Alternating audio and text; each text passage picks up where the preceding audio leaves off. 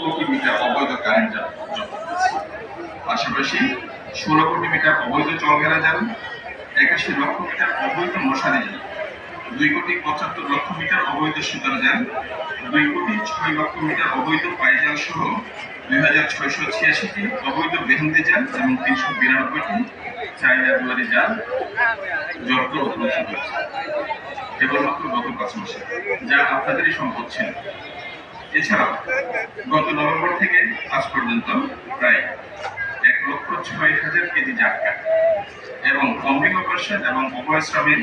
মৎস্য সম্পদ রক্ষার অপারেশনে 5,860 কেজি অবৈধ সামুদ্রিক মাছ, 8,150 কেজি ইলিশ মাছ, 1241টি পাঙ্গাসের পোনা ধরার চাই এবং 32,700 কেজি পাঙ্গাসের পোনা জব্দ করা হয়েছে,